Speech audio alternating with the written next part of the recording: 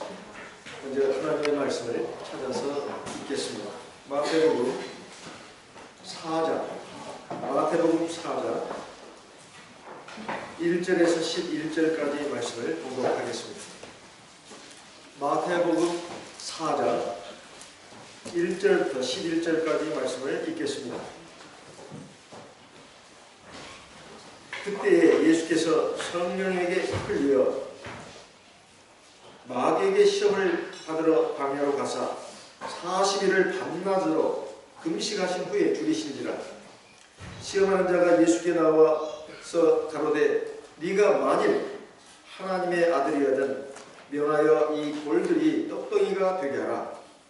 4절 예수께서 대답하여 가라사대 기록되었으되 사람이 떡으로만 살 것이 아니요 하나님의 입으로 나오는 모든 말씀으로 살 것이라 하였느니라 하시니, 이에 마귀가 예수를 거룩한 성으로 데려다가 성전 꼭대기에 세우고 가로되 네가 만일 하나님의 아들이거든 뛰어내리라.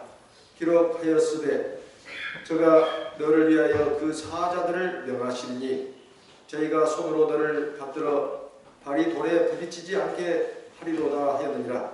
7절 예수께서 이르시되 또 기록되었으되 주 너의 하나님을 시험치 말라 하였느니라 하신대, 마귀가 또 그를 데리고 지극히 높은 산으로 가서 천하 만국과 그 영광을 보여 가로되 만일 내게 엎드려 경배하면 이 모든 것을 네게 주리라. 10절 11절 말씀은 같이 읽겠습니다. 이에 예수께서 말씀하시되 사단아 물러가라. 기록되었으되 주 너의 하나님께 경배하고 다만 그를 섬기라 하였느니라. 이에 마귀는 예수를 떠나고 천사들이 나와서 수종하니라. 예수는 우리의 구주가 되십니다. 우리의 구주가 되신다는 것은 우리를 죄 가운데서 건져내가지고 저 영원한 하나님 나라로 이끌어 가신다는 말입니다. 또 이 세상에 사는 동안에 항상 하나님께서 우리를 눈동자처럼 지켜주시고 보살펴 주시고 인도하신다는 그런 분이라는 것입니다. 그런데 예수님께서 우리가 어떻게 하나님 앞에 구원을 받을 수 있는 것인지 먼저 본을 보여주셨습니다. 마태복음 3장의 후반부에 보게 되면 예수님께서 인류의 구주로서의 사명을 다하시기 위해서 맨 먼저 하신 일이 바로 세례 요한에게 세례를 받는 것이었습니다. 물로 세례를 받으시고 이제 물에서 올라오실 때 하늘이 열리면서 하나님의 성령이 비둘기같이 내렸고 하나님의 음성이 들렸습니다. 이는 내 사랑하는 아들이요 내 기뻐하는 자라. 하나님 앞에서 죄의 사함을 받고 하나님의 자녀가 되는 방법이 무엇인가? 바로 세례를 받아야 된다는 것이고 성령을 받아야 된다는 것입니다. 이것을 통해서 하나님의 자녀가 되고 백성이 돼서 영원한 하나님 나라를 들어갈 수 있는 자격을 갖춘다는 것입니다. 이것을 아무리 말로 해도 받아들이지 않고 또 나중에 이런 말 저런 말로 변경할 것을 하나님은 아시고 예수 그리스도가 친히 모범을 보이심으로써 구원을 어떻게 받는 것인가 하는 것을 알려주셨습니다. 그뿐만이 아닙니다. 예수 믿고 물세례 받고 성령 세례 받아서 하나님의 아들로 거듭나는 것, 이것이 전부가 아니고 세상을 살아가는 동안에 여러 가지 시험을 만난다는 것입니다. 이 시험을 이겨내야 결국 하나님의 온전한 백성이 되어서 하나님 나라를 유업으로 받는 그런 사람이 된다는 것입니다. 이것을 예수님께서 또한 친히 본을 보여주셨습니다. 여기 마태복음 4장 1절 아까 읽은 말씀을 보니까 예수께서 성령에게 이끌려 마귀에게 시험을 받으러 광야로 가사, 이것은 주님이 사실 하나님이시기 때문에 마귀에게 시험을 받을 일은 없습니다. 하지만 우리의 본이 되시기 위해서 어떻게 하면 이 세상에서 일어나는 모든 시험들을 잘 이겨낼 수 있는가, 이것을 본으로 보여주시기 위해서 하나님의 뜻을 따라 시험을 받으러 가신 것입니다. 성령에 이끌려 가셨다는 것은 그런 뜻입니다. 이것을 기록한 마가복음의 말씀을 보게 되면 성령이 예수를 광야로 몰아내셨다 이렇게 되어 있습니다. 마가복음 1장 12절에 있는 말씀입니다. 성령이 예수를 광야로 몰아내셨다. 그러니까 본인의 뜻에 의해서 간 것이 아니고 하나님 아버지의 뜻을 따라 간 것입니다. 우리 인류의 시조 아담과 하와는 하나님의 성령의 도우심을 받지 않고 자기 이성으로 자기 개인적인 판단력으로 마귀의 시험에 맞섰습니다. 그런데 결국은 실패하고 말았죠. 사람의 생각, 의지, 감정, 판단력만 가지고는 절대로 시험을 이길 수 없다는 것입니다. 그런데 여기 예수님은 바로 성령에 이끌려가지고 마귀의 시험을 받았고, 여기 보면은 성령의 충만함을 받았다는 말씀이 누가복음 4장에 나옵니다. 누가복음 4장 1절 말씀을 읽어보겠습니다. 누가복음 4장 1절 같이 읽어보겠습니다. 누가복음 4장 1절 같이 읽어보겠습니다. 예수께서 성령의 충만함을 입어 요단강에서 돌아오사 광야에서 40일 동안 성령에게 이끌리시며, 그러니까 예수님이 40일 동안 시험을 받았다는 말이 아니고 요단강에서 세례를 받고 오셔가지고 40일 동안 금식 기도를 하면서 성령의 충만함을 입었다는 뜻입니다. 그러니까 예수님이 마귀의 시험을 이긴 첫 번째 과정을 보게 되면 바로 성령의 충만함이 있었다는 것입니다. 둘째 아담으로 오신 예수님은 첫째 아담인 우리 인류 시조와 달리 아주 고통스럽고 힘겨운 상황에서 마귀의 시험을 받았습니다. 우리 인류 시조는 모든 것이 풍요로운 행복의 동산 에덴에서 마귀의 시험을 받았습니다. 하지만 우리 주 예수님은 굉장히 어렵고 힘든 과정에서 받았다. 우리 인류 시조는 자기 생명과 관련된 하나님의 말씀을 지키지 않았습니다. 불순종했어요. 그리고 범죄를 했습니다. 그리고 결국은 사망이 찾아왔고 삶의 모든 고통을 맞이하는 그런 사람이 되었고, 자기뿐만 아니라 자기 후손들에게도 그런 것이 임하게 했습니다. 그런데 예수님은 이제 둘째 아담으로 오셔서 예수님의 자녀가 되고 백성이 되는 그런 사람들에게 어떻게 하면 마귀의 시험을 이길 수 있을까? 이 세상에서 다가오는 온갖 종류의 시험을 어떻게 하면 승리할 수 있을 것인가? 이것을 친히 본으로 보여주셨는데, 첫 번째는 바로 주님처럼 성령의 충만함을 입어야 된다 하는 것입니다. 그리고 두 번째는 이제 세 가지 시험으로 마귀의 공격을 받는데 이것을 어떻게 이겼는가, 그걸 몇 면을 쭉 보게 되면 다 말씀으로 이겼습니다. 그 말씀도 그냥 말씀이 아니라 기록된 말씀이에요. 기록된 말씀은 하나님의 말씀, 성경을 가르치는 것입니다. 이 예수님이 받으신 마귀의 시험 이 세 가지는 우리 하나님의 백성들, 물과 성령으로 거듭난 성도들이 세상을 살아가면서 맞이하는, 부딪히는 모든 시험을 다 담고 있습니다. 세 가지 시험인데 그 세 가지 시험 안에 우리 성도들, 저와 여러분들이 맞이하고 겪는 모든 종류의 시험들이 다 들어있다 이 말이에요. 자, 첫 번째 시험은 뭐겠습니까? 바로 4절부터 나오는 그 시험 가운데 바로 들어있습니다. 3절에 시험하는 자가 예수께 나와서 가라되 네가 만일 하나님의 아들이거든 명하여 이 돌들이 떡덩이가 되게 하라. 이 시험은 다른 시험이 아닙니다. 바로 먹고 사는 문제에 관한 시험이다 이 말입니다. 40일 동안 금식 기도를 하셔서 예수는 굉장히 굶주린 상태에 있었습니다. 기진맥진했어요. 이런 상태에서 지금 먹는 문제에 대해서 시험을 하신 것입니다.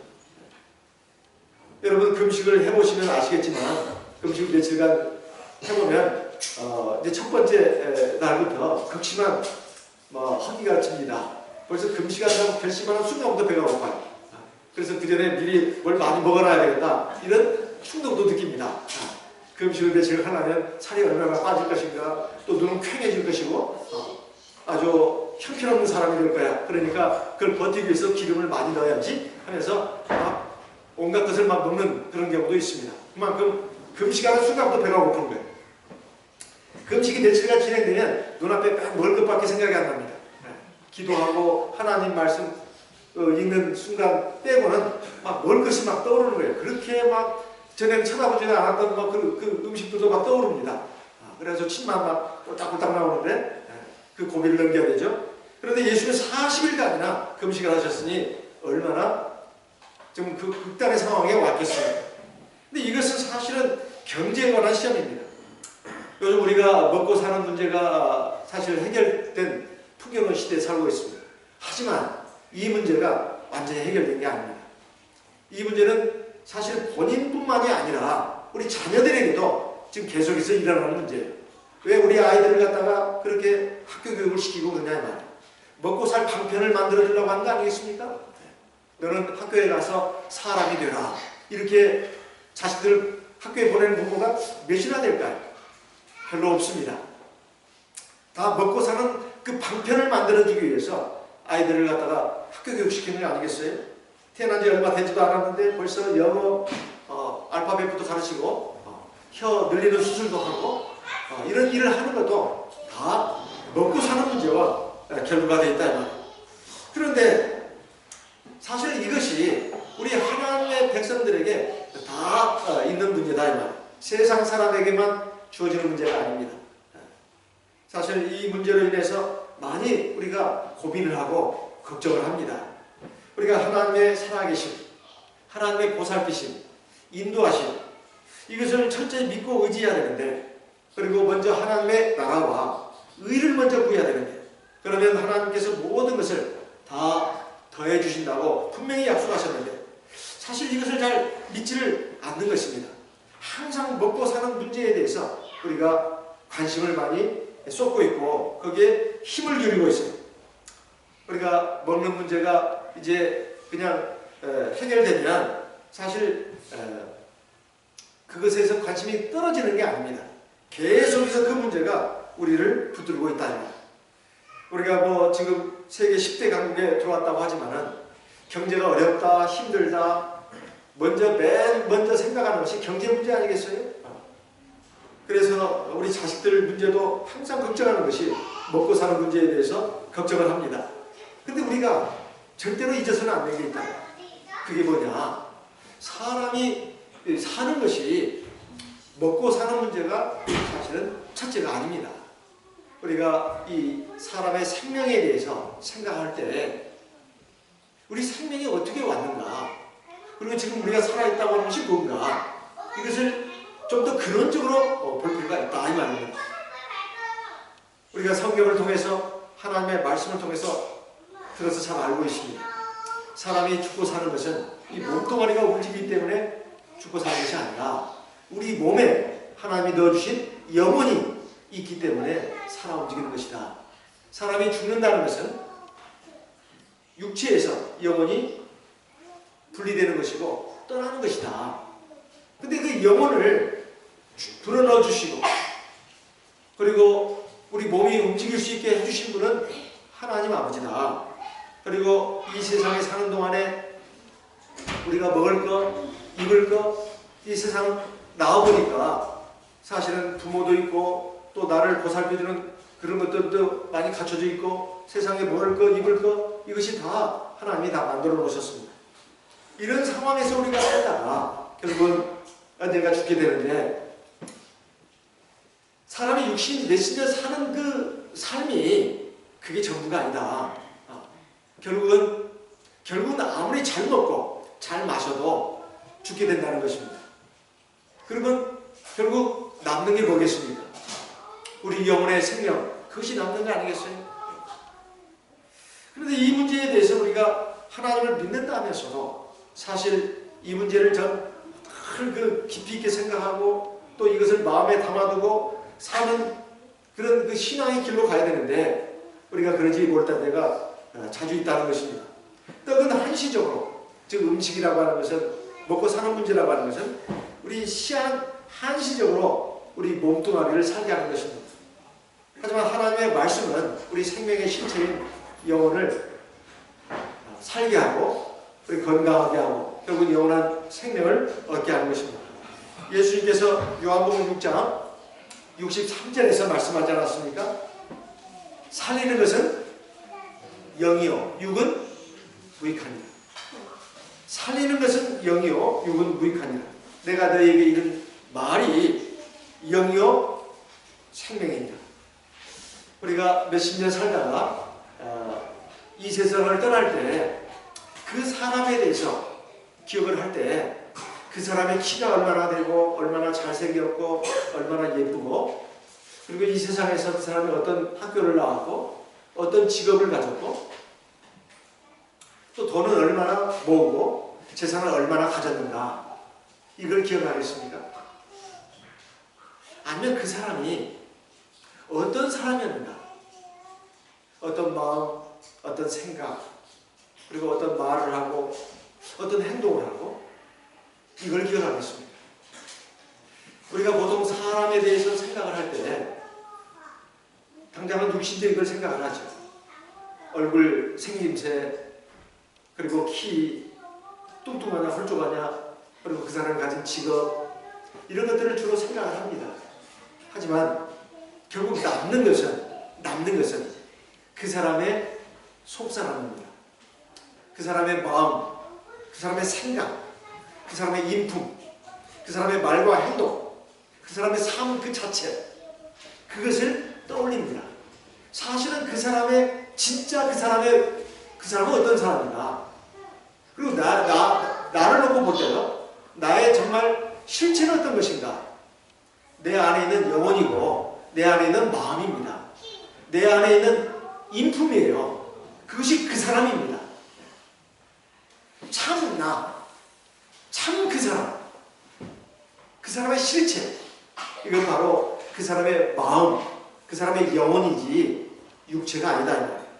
그런데 우리는 우리 영혼을 둘러싸고 있는 몸뚱아리, 그것이 사는데, 그것을 치장하는데 아주 골몰을 합니다.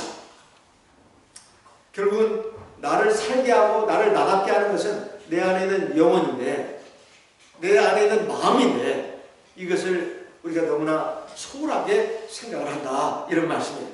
그래서 주님이 말씀을 한 것입니다.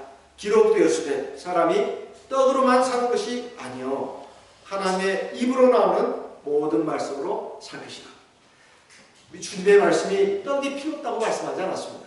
뭐 세상에서 돈 필요 없다, 먹고 사는 문제가 아무 쓸데이 없다, 그렇게 말씀하신 것이 아니고, 그것도 필요하지만 사람이 진짜 사는 것은 생명을 누리는 것은 그런 먹고 마시는 그것이 아니고 바로 하나님의 말씀을 통해서 그 안에는 영혼이 사는 것이 진짜 사는 것이다 하는 겁니다.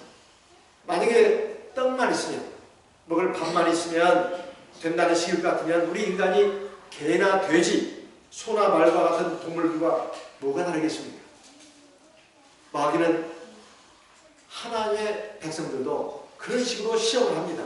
우리에게 영원한 생명의 문제를 감춰버리고 그것이 그렇게 중요하지 않은 것처럼 그것은 두 번째 문제인 것이냐 생각을 한다. 잠시 그러면 끝나버릴 이 세상에서의 육신의 삶, 거기에만 몰두하게 한다. 그리고 마지막에는 영원한 멸망의 나라로 떨어지게 하는 것입니다. 그런데 이 마귀의 시험에 대해서 예수는 어떻게 대처를 했느냐? 바로 기록된 하나님의 말씀이다. 그리고 마귀가 시험한 것은 돌을 가지고 떡을 만들어 먹으라고 했습니다. 이것은 아까도 먹고 사는 문제라고 했지만 조금 더 고급스럽게 말한다면 경제에 관한 문제입니다. 돌을 가지고 떡을 만들어라. 어쨌든 먹고 사는 것이 중요하니까 수단 방법을 가리지 말고 하나님의 말씀은 어떻든 간에 어쨌든 먹고 사는 문제가 중요하니까 수단 방법을 가리지 말고 그 방안을 찾아라. 그리고 그 길로 나아라. 이런 말씀입니다. 우리가 하나님의 말씀과 뜻을 따라서 살아야 된다. 늘 듣고 배우면서도 사실 이것이 가장 원초적인 문제고 제1차적인 문제이기 때문에 우리가 이 문제에 대해서 종종 시험이 될 때가 많습니다. 돌을 가지고 떡을 만들어 먹는다. 사실 이건 하나님의 방법이 아닙니다. 우리가 하나님 앞에서 믿음으로 산다고 하면서도 그걸 잘 믿지 못할 때가 많아요. 그래서 하나님의 말씀은 이렇게 되어 있는데 꼭 그렇게 살아야 되냐. 그렇게 살다가 결국 정직한 놈이 손해본다고 때로는 하나님의 말씀과 맞지 않는 그런 방향으로 나가기도 합니다. 하지만 그것은 결국은 자기에게 나중에 독이 되고 해가 됩니다. 우리가 하나님의 나라와 의를 먼저 구하면 그리고 하나님의 말씀과 뜻대로 나가면 하나님이 나에게 먹고 살 방편도 주시고 그 길을 열어주신다고 하는 그 약속이 분명히 있는데도 그걸 믿지를 않고 자기 식대로 자꾸 나간다는 거예요. 그리고 당장은 먹고 배부를 수도 있겠습니다. 그런데 그것이 근본적인 해결이 안 된다는 것입니다. 또 다른 문제에 부딪히게 되는 것이고 때로는 편법, 때로는 잘못된 방법으로 나가다가 결국은 쇠고랑을 찰 수도 있다는 말이에요. 그리고 많은 사람들도 말로 다 할 수 없는 비난을 받기도 합니다. 그리고 추락을 하는 것입니다. 지금 세상에서 일어나는 많은 일들이 그걸 우리에게 본보기로 보여주고 있는 거 아니겠습니까? 너무나 가난하게 살고 어렵게 살다 보면 또 이런 충동을 느낍니다. 현실적인 그런 문제가 굉장히 강한 화두로 우리에게 다가온다는 말이에요. 그래서 우리 마음이 흔들립니다. 안식일이 돼도 세상 일을 못 노는 거예요. 공부라도 한자 더 해야 되지. 그러면 하나님이 우리를 보살펴 주신다 이 말씀보다도 그래도 뭐 하나님을 믿는 것은 내가 믿더라도 그래도 내가 해야 할 일을 먼저 더 해야 되지 않나 이렇게 생각하는 경우가 있습니다. 지금 제 아이가 미국에 가서 지금 공부를 하고 있는데 거기서 많은 것을 배우고 있다고 합니다. 특히 미국 동부 지역은 소위 말해서 세상적으로 성공한 사람들이 많이 있는 곳입니다. 뭐 의사라든가 예를 들면 그 변호사 그리고 대학 교수들 그리고 세상적으로 굉장히 그 돈을 많이 버는 컴퓨터 그래픽 디자이너라든가 그래가지고 굉장히 경제적으로 넉넉하대요. 그런 분들이 주로 동부 지역에 많이 있다고 합니다. 근데 놀라는 것은 안식일만 되면 다 괴로워 보인다는 거예요. 그래가지고 하루 종일 예배를 드린대요. 그리고 성도들 간에 교제도 하고 그리고 이제 저녁 무렵에 이제 집으로 간답니다. 근데 그분들이 교회에 와서 이제 안식일에 예배도 드리지만은 또 여러 가지 봉사를 많이 한다는 거예요. 그것이 일요일까지 이어지기도 하는데 문제는 이제 그분들 가운데 자녀들이나 그분들이나 내일 월요일날 시험이 있는 경우가 있답니다. 월요일날 시험이면 그 안식일 좀 빠뜨릴 수도 있잖아요. 한 번 빠진 게 뭐 될 수 있겠습니까? 이렇게 생각할 수도 있다는 거예요. 그런데 절대 그렇게 안 한다는 것입니다. 그 토요일부터 일요일까지 있는 그 교회 행사 그리고 자기가 봉사해야 될 거 그걸 아주 철두철미하게 한대요. 근데 다음날 월요일날 시험인데 그렇게 하냐 그러니까 공부를 그 전에 다 끝내놓는답니다. 다 끝내놓는데요. 그러니까 그 전주 금요일까지 공부를 다 끝낸다는 것입니다. 그리고 토요일 일요일은 비록 다음날 월요일날 시험을 본다 하더라도 하나님 앞에 나가서 다 예배드리고 그리고 봉사하고 이렇게 한다는 것입니다. 그래서 어떻게 그렇게 하냐 제가 물었더니 여기는 다 그렇게 해요. 너도 월요일날 시험인데 그렇게 어디 그 미국 중부에 있는 달라스에 가서 교사 교육도 받고 오고 그러면 되냐? 공부를 해야지. 아빠 여기는 다 그렇게 합니다. 공부를 다 그 전에 다 끝내놓습니다. 그리고 하나님의 인도하심에 맡깁니다. 그리고 하나님이 다 잘 되게 하십니다. 그것을 자기들이 다 체험을 하니까 자기 자녀들에게도 그렇게 가르치는 것이다. 이게 믿음 아니겠습니까? 물론 안식일에 또 공부할 수도 있고 또 더 나가서 돈도 벌 수도 있죠. 근데 사람이 눈앞의 것만 생각하는 그런 어리석음에 빠질 때가 많습니다. 뒤로 빠져나가는 생각이 나온다. 인생이 얼마나 그 촘촘한 그 그물망으로 되어 있는지 몰라요. 하나님의 씨줄과 날줄로 우리 인생을 설계하십니다. 자기 딴에는 아무리 많이 이렇게 일하고 또 노력을 하고 그래서 어떤 성과를 이뤘다 칩시다. 근데 하나님이 그 뺏어가는 것은 한순간입니다. 어떤 식으로든 간에 밑빠진 독에 물 붓기식의 사람으로 만들어버린다 이 말이에요. 자기는 물을 많이 채웠다고 하죠. 근데 하나님이 그 밑에 구멍을 다 뚫어버립니다. 싹 빠져나가게 해버린다 이 말이에요. 우리가 세상을 살아가면서 먹고 사는 문제가 아무리 중요하다 해도 근본적으로 하나님이 사람의 삶을 주관하신다. 이걸 믿어야 합니다. 그걸 믿는다면 우리가 하나님의 방법대로 하나님의 말씀대로 우리가 믿고 나간다 이 말이에요. 그러면 당장은 좀 어려운 것 같아요. 그리고 힘이 드는 것 같습니다. 그러나 그 나중을 봐야 합니다. 그 나중을 보면 그렇게 하고 나간 사람하고 그렇지 않은 사람하고 확연한 차이가 납니다. 사람이 눈앞의 것에 급급해서는 안 됩니다. 그 나중을 봐야 된다 이 말이에요. 그 끝을 봐야 합니다. 주님은 말씀하셨습니다. 사람이 떡으로만 살 것이 아니요 하나님의 입으로 나오는 모든 말씀으로 살 것이다. 왜 이렇게 말했겠습니까? 우리의 영혼만 사는 것을 말씀하는 것이 아닙니다. 우리가 하나님의 말씀대로 살면 사실은 먹고 사는 문제도 하나님이 길을 열어주십니다. 그리고 그것도 제대로 되게 하십니다. 우리가 이것을 믿지 않기 때문에 사실 여러 가지 시험에 드는 것입니다. 그런데 주님은 이 시험을 물리칠 때 어떻게 물리치셨냐는 거예요. 예수님은 바로 하나님이십니다. 그러니까 하나님이 이 하나님의 권위를 갖고 있어요. 썩물 가라 이 마귀놈아 이렇게 물리칠 수도 있어요. 왜냐하면 그분은 하나님이기 때문에. 그런데 그렇게 하지 않았어요. 자기 권위로 마귀 시험을 물리친 게 아닙니다. 여기에 보니까 4절에 예수께서 대답하여 가라사대 그러면서 맨 먼저 나오는 것이 기록되었을 때 기록되었을 때 자기의 권위로 마귀의 시험을 물리친 게 아니고 기록된 하나님의 말씀으로 마귀의 시험을 물리셨습니다. 우리가 항상 하나님 말씀을 예배 시간을 통해서 듣습니다. 그리고 성경을 보면서 하나님 말씀을 읽습니다. 그런데 이것을 말합니다. 대충 듣고 또 하나님 말씀을 잘 읽지도 않고 이렇게 나가다 보면 그 말씀을 가지고 마귀의 시험을 물리치기가 어려워요.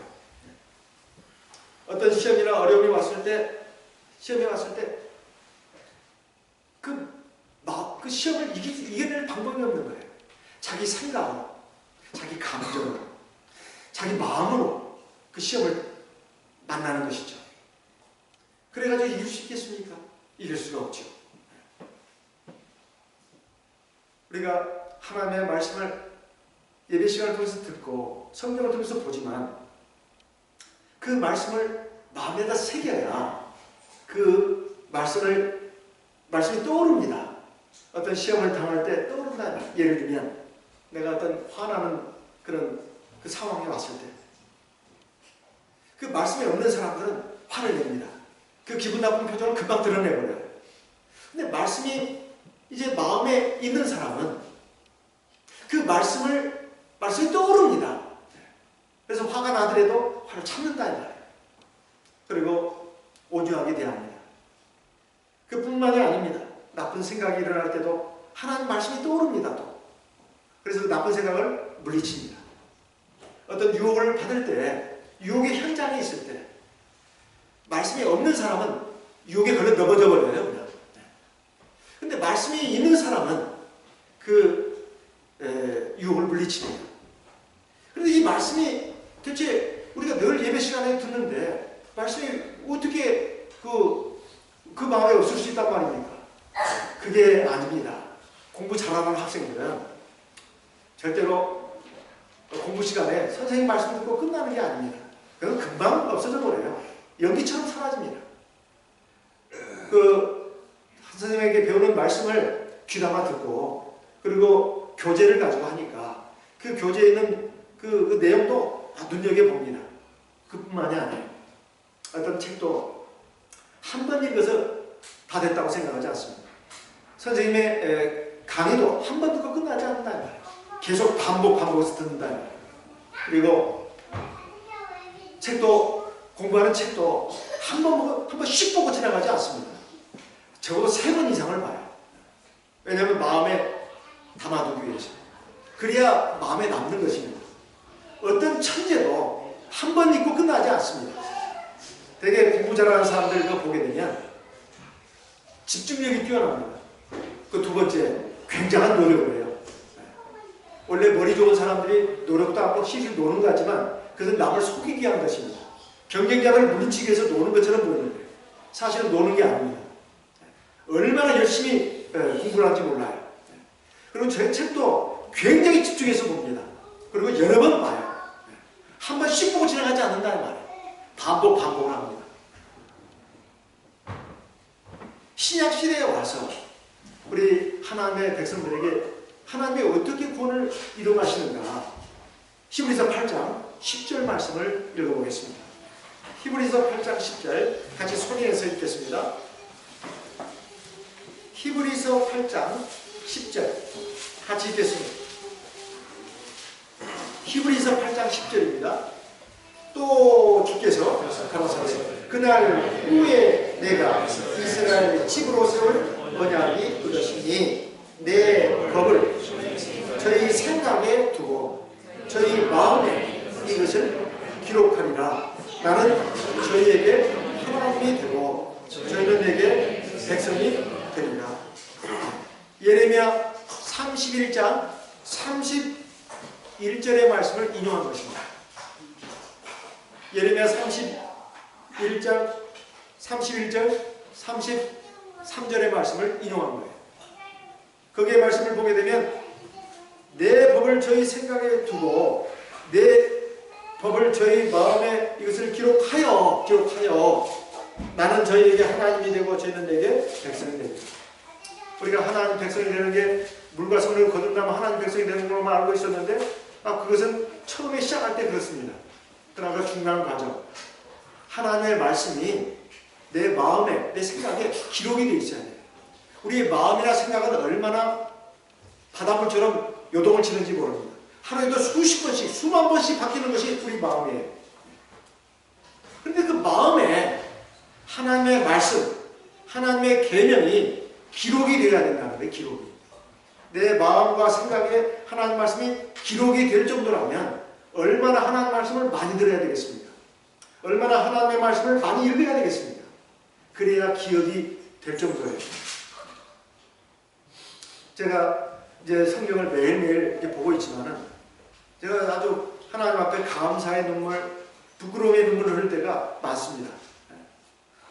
수십 년간 성경을 봤는데도 내가 왜 이 말씀을 이렇게 몰랐지? 요즘 제가 호세아서를 읽고 있습니다. 제가 탐식을 했어요. 그리고 하나님 앞에 감격을 했습니다. 호세아서를 읽으면서 이것도 얼마나 많이 읽었는지 몰라요. 그런데도 이 말씀이구나. 그리고 처음 보는 것 같아요. 이상하게. 내가 이렇게 머리가 나쁜가? 그런 지경입니다. 내가 이렇게 머리가 나쁜 사람인가? 왜 이 말씀이 처음 보는 말씀 같아, 전부 다. 여러분이라고 저는 다르지 않다고 생각합니다. 그리고 하나님 말씀을 읽을 때 왜 이렇게 기쁜지 모르겠어요. 눈물이 나, 막 힘이 솟습니다. 그리고 막 머리가 팍 쪼개지면서 정광석 같은 그 하나님의 진리가 벼락처럼 떨어지는 것을 느낄 수가 있어요. 얼마나 막 힘이 나고 기쁜지 모르겠어요. 그래서 하나님 말씀은 매일매일 읽어야 되는구나. 그리고 계속해서 읽어야 되는 것이구나.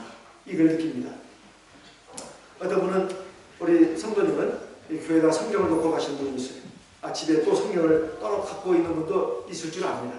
그런데 예배 시간에 와서 그냥 성경을 찾아보는 정도로만 있고 별도로 집에 성경이 없다면 이건 큰 문제입니다. 우리가 하나님의 말씀을 마음에 새길 정도가 돼야 우리가 어떤 상황을 만나도 그 말씀이 떠오릅니다. 그런데 마음에 새겨지지 않는 성도들은 말씀이 떠오르지가 않아요. 자기 감정, 자기 어설픈 생각만 자꾸 떠오릅니다. 그래가지고 그걸 대응을 하는 거예요. 백발백중 실패입니다. 자기 딴에는 잘했다고 하지만 잘한 게 아니에요. 하나님의 말씀이 내 마음에 새겨질 정도로 우리가 읽어야 합니다. 그래서 매일매일 읽어야 합니다. 밥은 하루 3끼 꼬박꼬박 챙겨 먹으면서 하나님 말씀은 이 영의 양식으로 알지 않고 안 읽는다. 그게 문제예요. 사실 하루 24시간은 정해져 있습니다. 우리가 직장에 나가서 일도 해야 되지 않습니까? 하루에 내가 해야 될 일도 많이 있어요. 사실 시간이 그렇게 많지가 않습니다. 그래도 7, 8시간은 자야 할 거 아니겠어요? 어떤 분은 6시간 자는 분도 있겠지만은 어쨌든 잠자는 시간, 또 화장실 가는 시간, 또 씻는 시간, 또 밥 먹는 시간, 또 밖에 나가서 일하는 시간 빼면 남는 시간이 별로 없습니다. 그 남는 시간을 잘 활용해야 된다는 거예요. 근데 그 남는 시간을 어떻게 활용하느냐에 따라서 그 사람의 삶의 질이 결정이 됩니다. 물론 여러 가지 내가 하고 싶은 일도 하면 좋습니다. 그렇지만은 뭐를 우선순위에 놔야 될 것인가 이걸 생각해 보시기 바랍니다. 그걸 하다 보면 정말 본질적인 것, 핵심적인 것은 항상 뒷순위로 밀려버립니다. 그리고 결국 못하게 되는 거예요. 하나님 말씀을 먹는 것을, 읽는 것을, 기도하는 것을 제 1순위로 놔야 합니다. 이렇게 삶의 자세를 바꿔야 합니다. 하나님의 백성이라면 그렇게 해야 합니다. 아침에 일어나면 먼저 기도부터 해야 합니다. 아니면 성경부터 먼저 읽거나. 왜 그 시간을 확보 안 하면 할 시간이 없어요. 있습니까? 여러분 한번 가슴에 손을 얹고 한번 생각해 보시기 바랍니다. 없습니다. 왜? 바쁘니까. 할 일이 많거든요. 또 내가 하고 싶은 일이 많거든요.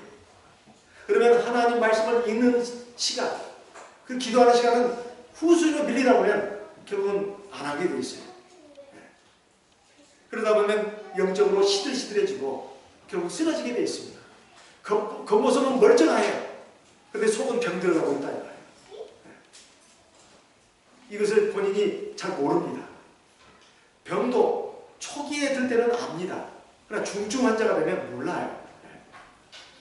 그리고 어떻게 손을 쓸 수도 없습니다. 이미 거기에 굳어졌기 때문에. 이것이 문제입니다. 그것이 당연한 일도 안다는 말이에요. 그러나 나중에 큰 낭패를 당하게 됩니다. 그때서야 깨닫습니다. 그렇게 되지 않아야 합니다. 우리가 매일매일 하나님 말씀 보는 걸 이걸 대수롭지 않게 생각하는 성도님들이 간혹 있습니다. 우리 수업교회 성도님들은 그렇지 않다고 봅니다. 제가 이제 안식일을 마치고 나서 이렇게 보게 되면 이 주보와 설교 요약 모임이 많이 이렇게 쌓여있는 걸 보게 돼요. 마음이 아픕니다. 마음이 아파요. 아마 늦게 나와서 못 가져가는 분도 있을 줄 압니다. 제가 여러 교회에서 시무를 해봤지만은 참 많은 분들이 예배 시간을 열심히 듣습니다. 그리고 그 설교 요약문도 집에 가서는 줄을 쳐가면서 막 읽습니다. 어떤 분은 책으로 만들어가지고 연말에 저한테 한 번 선물을 하기도 합니다. 그러면서 그 말씀을 마음에 새긴다는 말이에요. 너무너무 마음이 감동이 됩니다. 그래서 말씀을 새기겠다는 거거든요. 에스겔 1장에 있는 내생물 가운데서 소가 들어있는 이유는 다른 게 아닙니다. 바로 소는 되새김질 동물 아니겠어요? 풀만 먹어도 어떻게 그 영양가 높은 고기와 우유를 생산해냅니까? 바로 그 되새김질 위 때문에 그렇습니다. 하나님의 말씀이 맞대가리가 없고 몸이 건조한 것 같지만 계속 말씀을 반복 계속 묵상하면 거기서 꿀이 나고 진액이 나옵니다. 그리고 우리 몸과 영혼을 살리는 엄청난 생명의 에너지가 나옵니다. 그래서 이거 교회에서 참 하나님께 드린 귀한 헌금으로 만든 것입니다. 그런데 이것을 그냥 소홀하게 생각하고 휴지통에 버려버리고 그러시면 안 됩니다. 그리고 주보에는 교회의 역사가 담겨 있습니다. 그리고 나중에 지나놓고 보면 거기에 그때 무슨 일이 있었는가를 주보의 광고만 보고도 알 수 있어요. 그리고 그 안에 있는 설교 요약문은 이건 굉장히 좀 귀하게 보시기 바랍니다. 제가 글재주가 별로 없습니다. 그렇지만 기도하면서 심혈을 기울여서 막 쓰고 있어요. 이게 이미 나간 그 설교학 책이 지방에서는 목자가 오지 않는 잘 오지 않는 주의 그런 매주 오지 않는 그 교회 성도님들은 그걸 가지고 예배를 드린다고 하는 말을 제가 듣고 제가 각성이 일어났습니다. 예배를 드릴 정도의 설교문을 만들어야 되겠다. 그래가지고 힘을 이제 쏟고 있는데, 이게 아무리 교회에서 귀한 헌금을 가지고 또 우리 봉사하는 분이 힘을 쏟아가지고 만들어 놓는다 한들 이것이 아무 활용가치도 없이 휴지통 속으로 들어가 버린다면 이게 참 얼마나 안타까운 일인가. 하나님 말씀을 반복한다는 의미에서 또 묵상한다는 의미에서 한 번씩 꼭 읽어보시기 바랍니다. 주를 찾아가면서 읽는 것은 더 좋은 일입니다. 그렇게 해서 성경도 찾아보고, 지금 제가 어떤 교회에 신고할 때 지금 이제 90대 노인이 된 성도님이 계십니다. 그런데 그분은 예배 시간에 열심히 들으면서 성경 구절만 적습니다. 그리고 집에 가서는 그 성경 구절을 일일이 성경을 찾아가면서 읽습니다. 지금 90대 노인인데도 정정하십니다. 그리고 교회 오면 열심히 기도하시고, 집에 가서는 개인이 성경 읽는 것도 있지만 예배 시간에 들은 말씀은 성경 구절만 적어요. 그래서 집에 가서는 그 적은 성경 구절을 이제 찾아보면서 그렇구나. 그 설교를 다시 한번 반복하는 겁니다.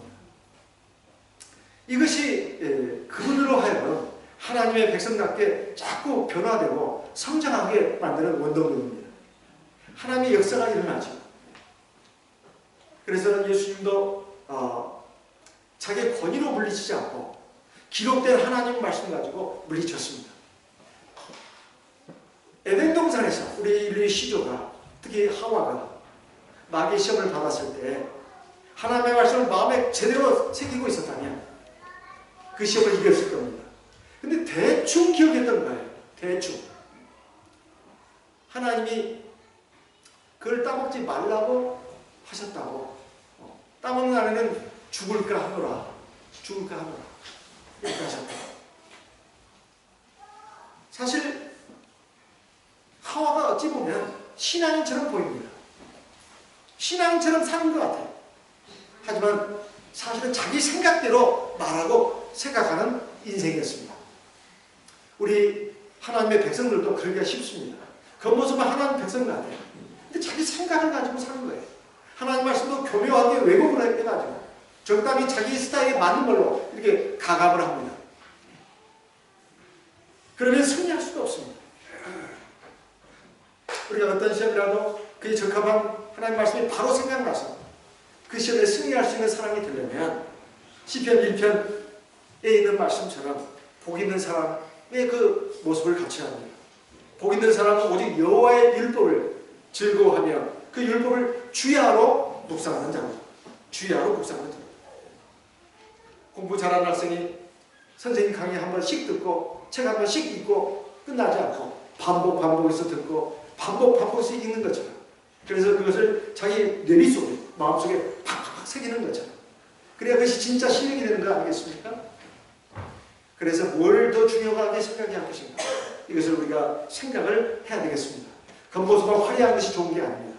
실속을 챙겨야 된다는 거예요. 하나님의 백성들에게서 실속이라고 하는 것은 하나님의 말씀과 성령의 기도로 무장되는 것입니다. 이것이 힘입니다. 마귀는 사람이 이런 먹고 사는 문제 뿐만 아니라 여러 가지 문제를 통해서 우리에게 시험을 하는데, 바로 특별히 이 경제에 관한 문제를 가지고 우리를 시험합니다. 이 시험을 우리가 이겨낼 수 있어야 되겠습니다. 이 시간 말씀을 마음에 새기면서 우리가 예수님이 어떻게 마귀의 시험을 이겼는지 이것을 받는 그것을 본으로 삼아야 되겠습니다. 그러면 우리가 어떤 시험이 있는지 다 이겨낼 수가 있습니다. 하나님의 자녀로 우뚝 설 수가 있습니다. 다 같이